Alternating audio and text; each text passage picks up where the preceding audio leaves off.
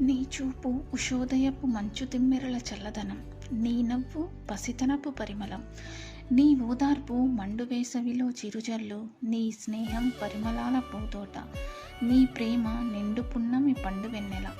భరతమాత రక్షణలో సైనికుడివి, అభిమానుల గుండెల్లో వీరుడివి.